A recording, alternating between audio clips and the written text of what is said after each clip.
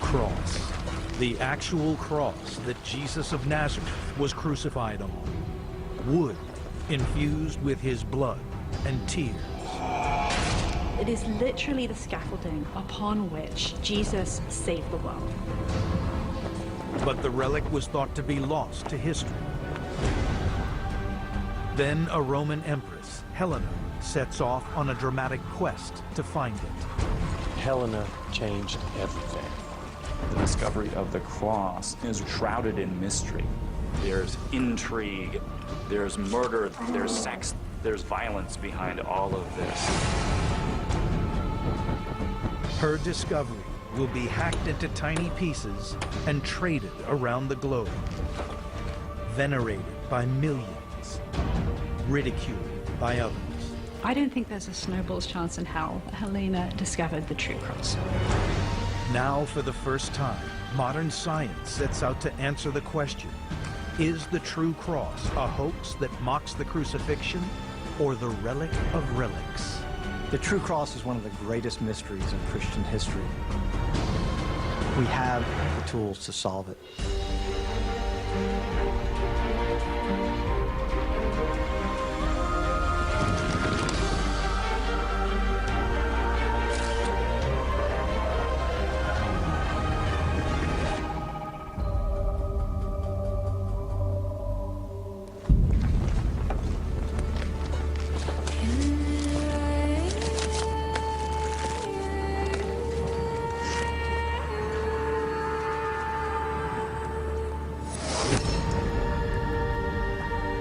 The cross, an object of savage torture.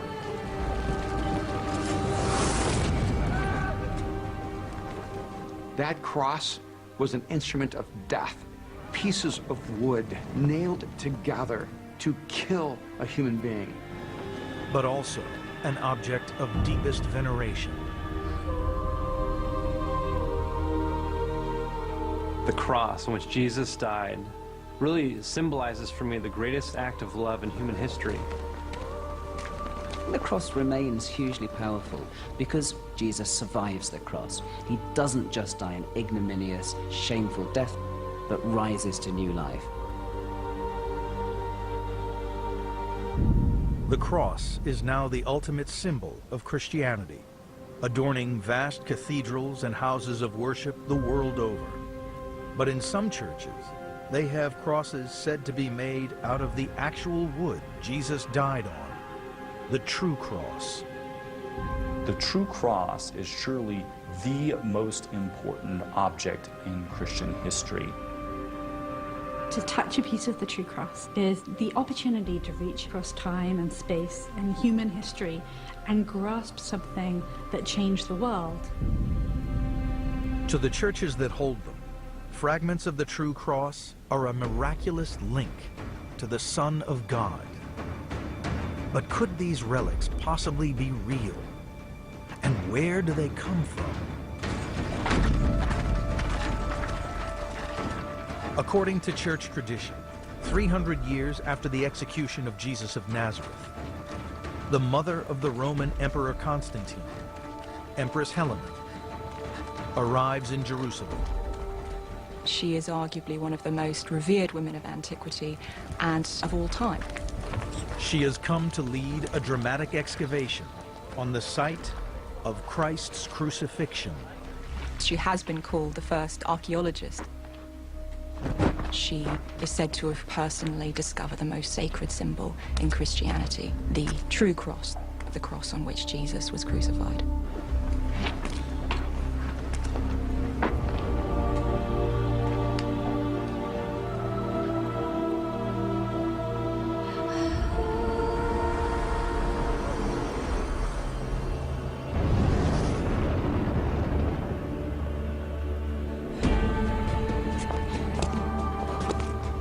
The story of Helena puts her at the heart of the story of the Christian faith.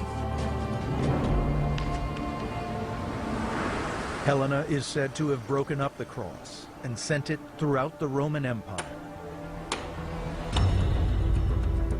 But as the legend grew, so did the number of relics. There are now more than 1,000 scattered around the world. They are in trinkets, they are in necklace amulets, they are embedded underneath altars, and so there is a good bit of skepticism about relics such as these. One of the first people to publicly question the authenticity of the true cross was the 16th century Protestant reformer John Calvin.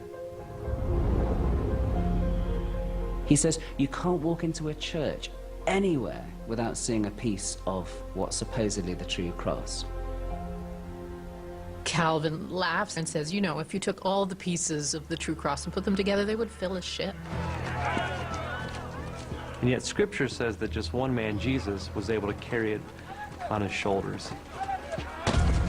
There were a lot of people who were speaking out about the devotion of relics as something which is absurd and disgusting. And they really thought that people had lost touch with the true faith. The true cross had the power to divide Christianity, and the question remained, could the legend be real? High in the Cantabrian mountains of northern Spain lies the monastery of Santo Toribio de Liébana. It's home to the largest and most revered piece of Helena's discovery. Dr. Georges Kazan is an archaeologist here to investigate the mystery of the true cross. What's at stake here is the truth about the origins of this relic. Is it something that dates back from the time of Christ? This relic is said to have been brought in the 5th century from Jerusalem by a monk called Toribio. And this relic is enormous by the standards of relics of the cross. There's not many relics that are anything like this size. There's a little window here where you can actually touch the wood itself. Unfortunately, we can't open up this reliquary and take this wood with us or subject it to any scientific sampling. However, what I'd really like to do is to get something like it into a proper laboratory environment where we can explore it further. To help him in his search, Dr. Kazan's starting point is a fascinating project by a 19th century French architect named Charles Rouault de Fleury. He set out to add up all the pieces of the true cross. This map shows the places which he documented as having wood of the cross, and he worked out that all of this wood from all the places that he'd been to didn't come up to 10% of the total volume needed to put up a cross of the size required to crucify Christ. If Rouault de Fleury is right, Calvin must be wrong. Now Kazan will use de Fleury's map to help locate relics that his team can then carbon date. We would want to find relics, subjecting these to scientific analysis, just to see how much of a legend might be true. Dr. Kazan's hunt for churches that will grant him access to the true cross will take him around the world. But the story of Helena's quest to find the cross is one of the most dramatic in Christian history.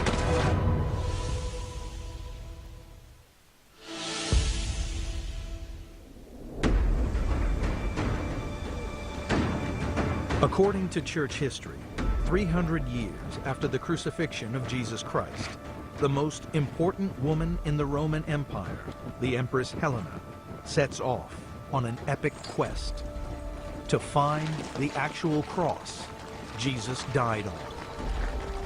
When Helena herself went to the Holy Land, nobody's ever done this before. She is likely to have left from Rome. To reach Jerusalem is almost 2,000 miles overland. For an elderly lady, Helena is in her 70s at this point, this journey is an enormous undertaking.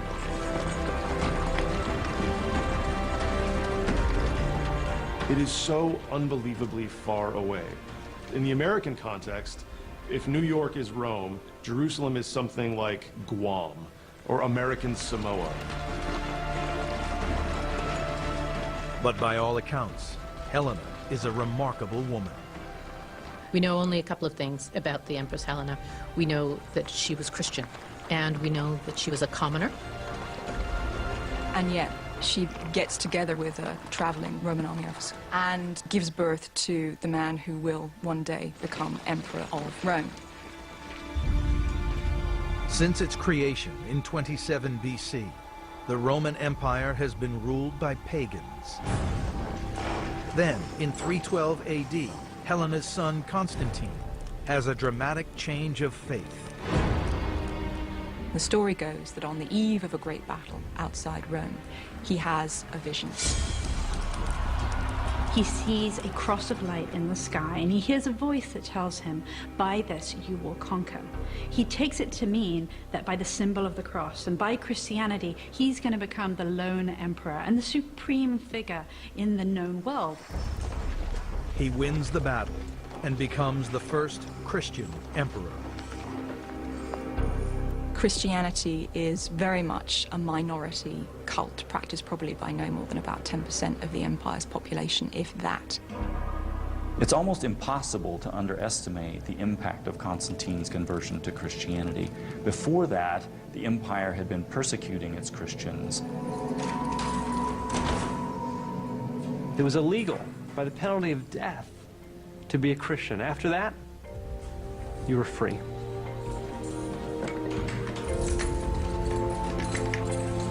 Constantine legalizes Christianity throughout the empire.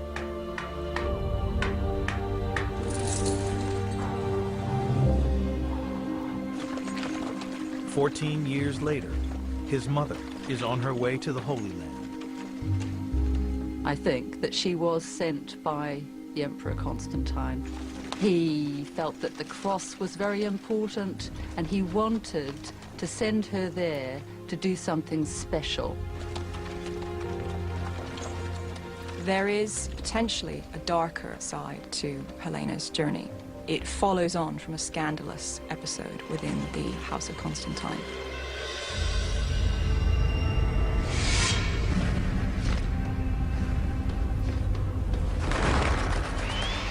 Constantine abandoned his first wife to marry the noblewoman Fausta. Fausta has given him 3 young sons. But her husband's likely successor is his eldest son, Crispus. Crispus was the golden boy of the Constantinian household. He'd had a very successful military career. He'd been made Caesar by his father. On the face of it, the Christian family at the center of the Roman Empire are united. But a scandal is about to erupt. Christian sources tend to hush-hush about it. They don't want to say anything, but the pagan sources jump all over Constantine.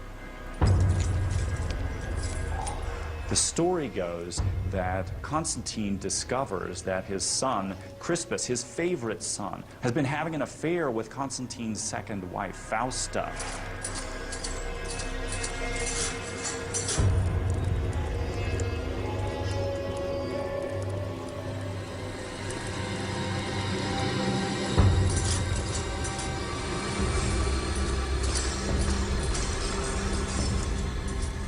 What we're told by the sources we have is that on the orders of his father, he is sent to a place called Pola on the coast of Croatia. And he is put to death by poison.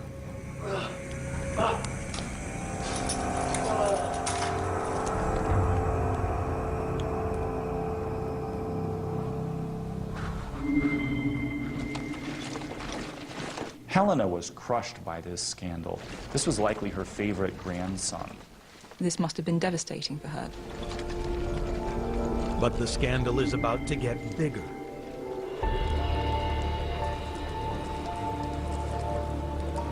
Constantine discovers from back channels that perhaps Fausta had manufactured all of this, that she favored her own sons for the throne, and that she set Crispus up to be murdered.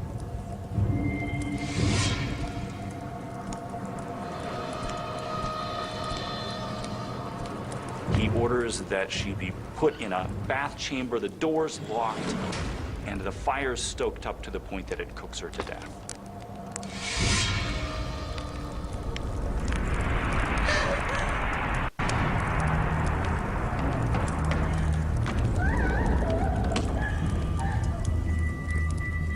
As the self-proclaimed Christian emperor, he's engaged in the sin of murder. Thou shalt not kill is one of the top commandments. Constantine will have thought of Helena as his great ally, thinking that he can rely on his mother's support in anything. Perhaps he should have thought again before he killed her grandson.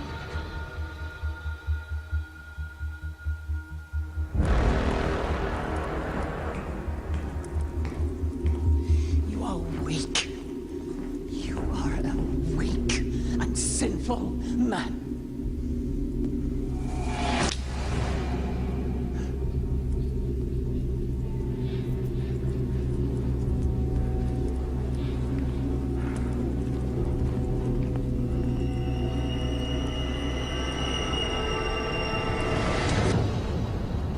The murder of Fausta and of Crispus happens in 326. Helena departs for the Holy Land in 327. There's almost certainly some connection between those two events. If you're his mother, hoping for his soul to be saved somehow, you're going to want to make a passionate gesture of reconciliation, of penitence.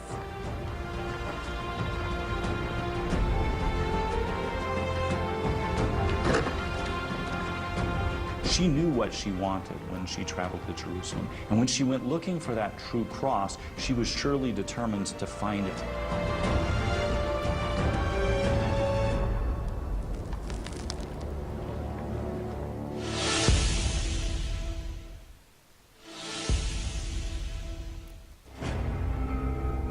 In the year 327 AD, Helena, the Empress of Rome, begins a pioneering mission in the Holy Land. According to Christian tradition, she has come to find the cross Jesus died on. Helena was doing something actually at the time quite radical in the history of Christianity. She wants to hold in her hands something that has been close to Jesus. Her pilgrimage could change the course of Christian history. But the site of Christ's passion is no more. Jerusalem is now an outpost of the Roman Empire, renamed Aelia Capitolina.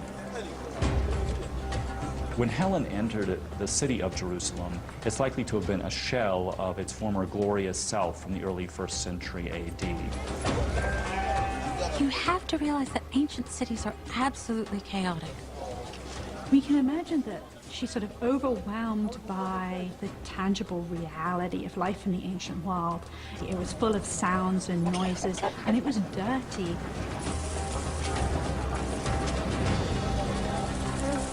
Jerusalem is now a pagan city. 200 years before, a Jewish uprising was crushed by Rome. Jews were banned from Jerusalem, and an observance of Jewish law was prohibited by the Romans. Helena will be the first person to try and retrace the final footsteps of Christ. Here you have a woman who stands in the pinnacle of power and understands what power looks like. It, to me, is fascinating that a person from that vantage point would see Jesus as the one worthy of her life, her allegiance, and her worship. This was a way of getting in closer to really understanding the Bible and to really entering into the story of Jesus. There was something about knowing that he actually walked here, that he talked here, where she's standing. You realize that this is not just a myth. Jerusalem is not a made-up city. Jesus is not a made-up person.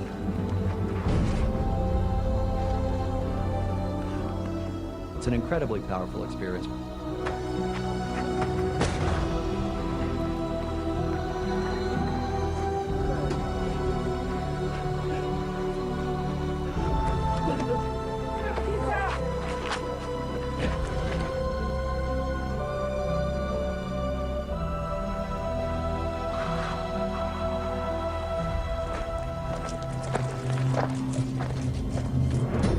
According to all four Gospels, Roman soldiers marched Jesus of Nazareth to a hill called Golgotha, the place of the skull.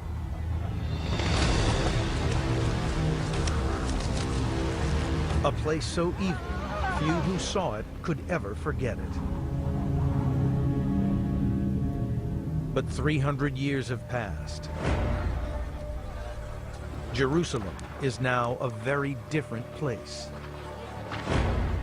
The question is, how could Helena find it? Well, it really takes us back to the year 135 AD, when the Emperor Hadrian builds a pagan temple over the site and ends up marking for all posterity the place of his death. The year before, Helena's son, the Emperor Constantine, ordered the temple be torn down. It wasn't his policy to destroy all of them, but that temple was the very antithesis of what Christians thought Christ was about. The account of what happened next is recorded in a later church history. At some point, perhaps as early as the 360s, we begin to see a legend emerge that describes Helena's role in the finding of the true cross.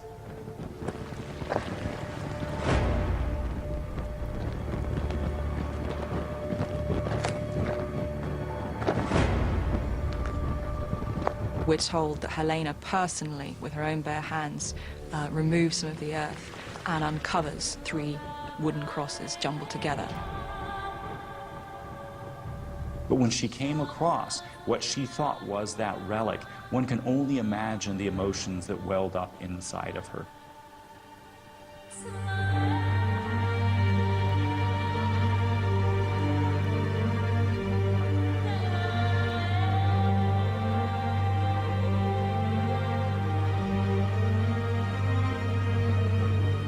The reality is that we don't know precisely what happened in Jerusalem. And my own personal belief is that Helena found something that she believed to be the true cross.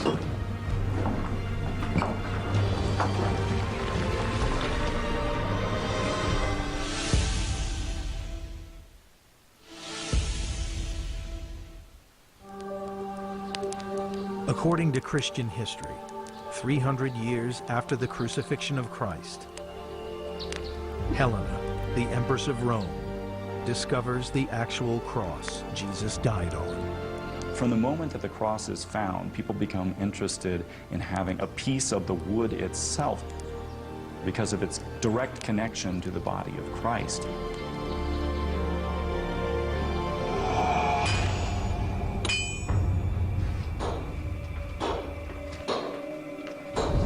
Legend says Helena divides the cross into pieces.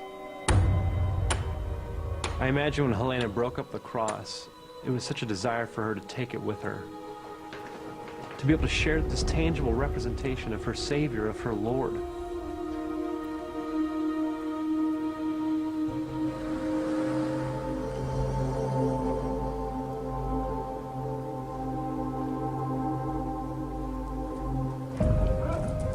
Sometime later, pieces of the true cross start appearing throughout the Roman Empire. Our first evidence that fragments of the cross are being spread around the Mediterranean is from the late 340s and 350s, when we learn that people have taken pieces of the true cross over to the North African seaboard. If the Helena tradition is correct, then that would only have been 20 years or so since its first finding. That shows that physical particles of the true cross actually did spread out from Jerusalem very, very early on.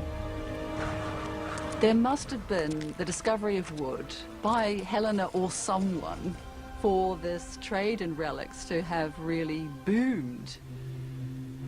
This really becomes a new moment for Christianity, in which the cross becomes something that they are no longer afraid to talk about or to signify. Before, the cross is basically a symbol of defeat, a symbol of humiliation, a symbol of death. People were familiar with the horrors of Roman crucifixion.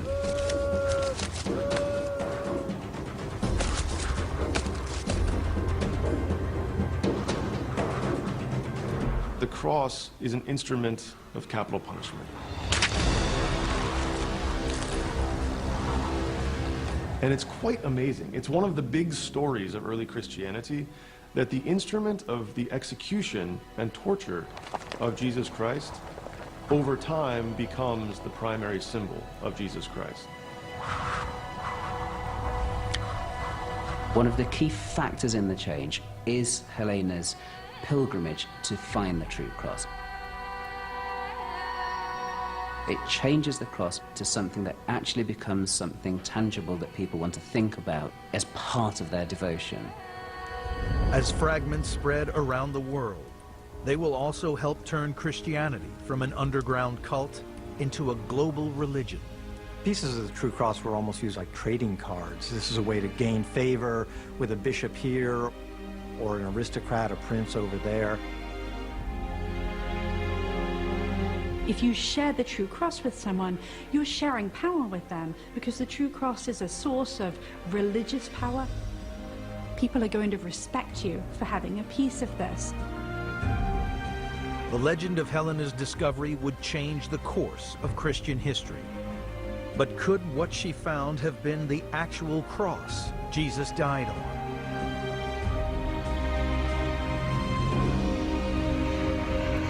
Now, the modern-day investigation into the true cross is gathering pace. The city of Waterford is the oldest city in Ireland. It boasts a long history of Christianity and a museum that holds an important relic of the true cross. What's fascinating is that it is said to have been given directly by the Pope to the King of Ireland, and Rome, as we know, had access to relics from Jerusalem. Archaeologist Georges Kazan is joined by scientist Tom Higham. He is also from Oxford University in England, and he will put the relic to the test. For the first time in history, we're able to place these relics in their proper time and proper date. The Waterford Cross is on loan to the Medieval Museum from the Roman Catholic Archdiocese. And museum curator Eamon McMeany has secured their permission to test it. And the relic is just inside. It's just inside this. Is that a modern script or an ancient script? No, it's a 12th century script. It says a piece of the wood of the true cross, and it was given to the King of Munster by the Pope in 1110. So we can date it at least back to 1110.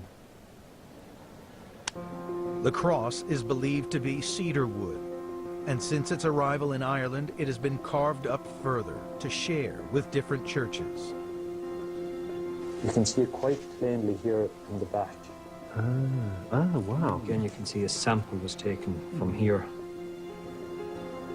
What kind of information do you have to say that this cross may have come from Jerusalem? Well, to my knowledge, cedar wood certainly wasn't available in Ireland in the 12th century. It had to come from the Middle East somewhere, the Lebanon or Israel. But could this piece of wood come from 1st century Jerusalem? The time has come to find out.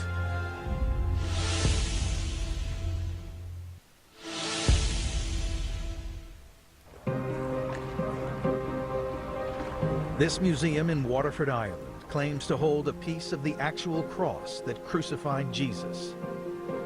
The true cross, a relic said to have been discovered by the Empress Helena 300 years after Christ's death. 800 years after that, the Pope would give this piece of it to the King of Ireland. When the Pope gives you a relic of the true cross, he's almost saying, you know, you're a real king, you've got that legitimacy, you've got that power. Well, I don't know, that does look... For the first time in history, a prized relic of the true cross will be carbon dated. Professor Tom Higham has over 20 years' experience. There's quite a lot of what looks like lacquer that's across the top of the wood, and lacquer will have a different radiocarbon concentration, probably to the age of the wood. But fortunately, pieces of material have been taken, and that exposes the actual wood. So that's a good place for us to take the sample from. The procedure should leave little perceptible trace of damage, in theory. But it's a nerve-wracking business. Just going to take a small bit from here. Yes, Tom, small as possible, very, very small piece. No problem. We only need about 10 milligrams. That's equivalent to a few grains of salt. But this relic has been venerated here for almost 1,000 years. Every speck counts. It's very, very hard, this wood. Could that mean anything to do with its age? Possibly. I mean, it actually looks old, this wood. It just, you know, it looks aged.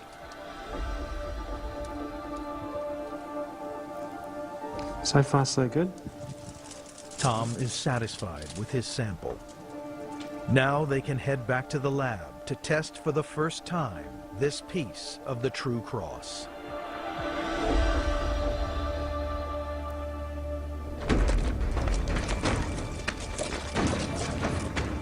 Eight centuries before the Waterford Cross arrived in Ireland, Helena will continue her tour of the Holy Land.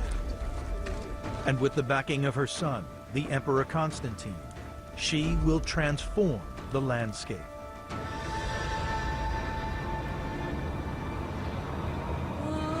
She builds churches on the site of Christ's birth in Bethlehem, and one to commemorate his last moment on earth.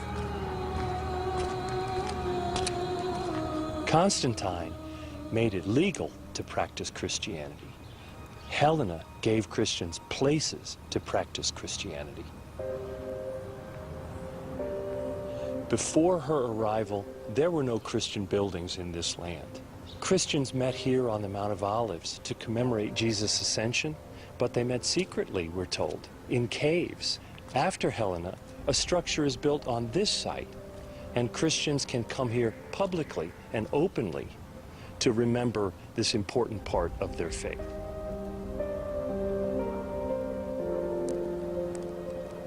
For a religion that had been illegal for over 200 years, it's a defining moment.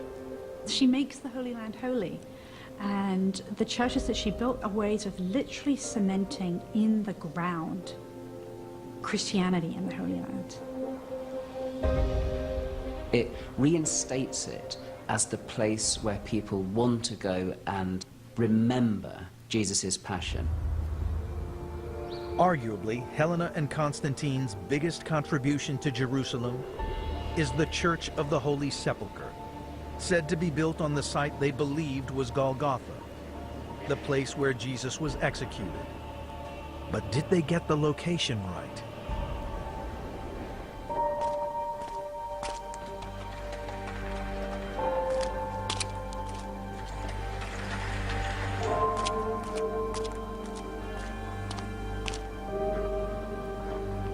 Based on the archaeological evidence, this would be a logical place. It was just outside the city walls, and Romans liked that for crucifixion. So right now, there's no better candidate than right here.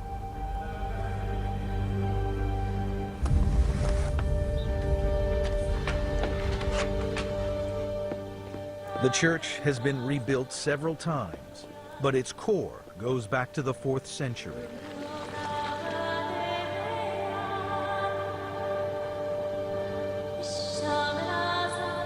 We are deep, deep inside the lowest level of the Church of the Holy Sepulchre.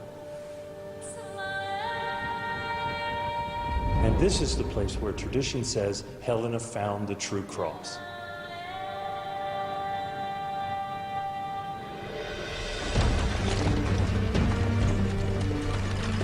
After her tour of the Holy Land, Helena begins the long journey home. But did she do so, as legend says, with a piece of the cross Jesus died on? Dr. Georges Kazan heads into the lab to carbon date for the first time a relic of the true cross to find out once and for all.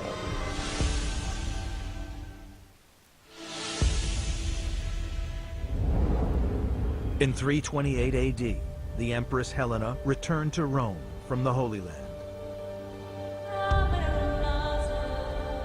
According to church history, Her pilgrimage to find the cross that Jesus died on is complete. But her triumph will be short-lived. Helena dies shortly after returning from the Holy Land. It's incredible to think about the power of this one woman's spiritual drive and the impact that it's had on human history. Her influence upon her son Constantine will change the fate of the Roman Empire and the fate of Christianity. A decade after her death, her son Constantine, now an old man, falls ill. After a lifetime of championing the cause of Christianity, he takes the final step and asks to be baptized. There was so much of Constantine's life that didn't line up with being a Christian. I mean, he killed so many people, and he was just a violent man. But something, I believe, changed in the last year of his life. I think he had a full conversion.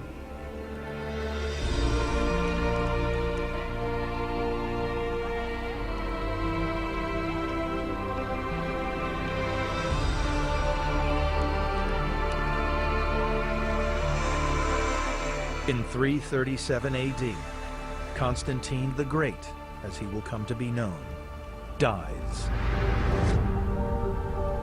With Constantine and Helena, what we're seeing is Christianity moving out of the shadows into the mainstream, but now into the dominant position. It's not just a religion, it's the religion. Now the Roman Empire is going to be Christian. The known world's going to be Christian.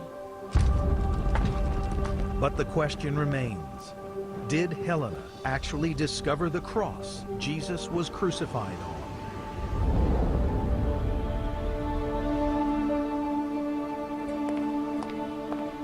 At the Oxford University Radiocarbon Accelerator Lab, archaeologist Dr. Georges Kazan and Professor Tom Higham are about to take a step closer to solving this mystery by carbon dating a fragment of the true cross given to the King of Ireland by the Pope in 1100 AD. The true cross is the most important relic, so to have it tested in this way, which could reveal that the story is potentially true, is fascinating. This is the first time we've actually, to our knowledge, directly dated a piece of the true cross. Radiocarbon is a complex method involving a series of stages. The first of which is to pre-clean and pre-treat the sample to remove any contaminating carbon that could alter the result. And the final stage of the process is the particle accelerator, which enables us to measure individual particles of carbon-14. The more radiocarbon there is, the more recent the sample, and the less radiocarbon, the older it is. We can date anything from the present day back to about 50,000 years ago. In less than 20 minutes, they may solve an enigma that dates back 2,000 years. This should just about be finished now. Let's just have a look and see what we can see. Could the Waterford cross be part of the cross Helena is said to have discovered? Let's just have a look and see what the result is. We can see that here. This relic of the true cross dates from 1100 AD. That's not the age of the true cross. Okay, maybe around 1100. It's not the date they were hoping for, but it does reveal the relic's rich history. It's very interesting because it seems to match in with the date of the script on the back of the reliquary. This is a time when the cross, the symbol of the cross and the relic of the cross were exceptionally important for the spread of Christianity. So the fact that this relic was created around that time goes to support how important that phenomenon was. For hundreds of years after the legend of Helena's discovery, the true cross continued to play a central role in the story of Christianity. And though this relic is only 1,000 years old, Others may prove far older. This is the first step in a long journey to investigate more relics of this type and to see if any of them could go back as far as the time of Helena, or maybe even the time of Christ. At the Church of the Holy Sepulchre in Jerusalem, they continue to celebrate Helena's discovery of the true cross. In a church she built, in a city she reclaimed. Helena is the person who takes Jerusalem from a sleepy provincial capital and turns it into this place that we're all looking to for a spiritual message. For centuries, devoted pilgrims have come here to mark their faith with a symbol now recognized the world over. At the time of Jesus, a cross was a very negative image. It was a place of brutal, horrible execution and death. But after Constantine and Helena, the cross becomes a symbol of salvation, a contact with the transcendent. Without the story of the discovery of the true cross, Helena would be just another empress in the pantheon of empresses. But this story places her at the heart of the Christian faith. She gives Christianity a symbol without which Christianity would not be the religion that it is.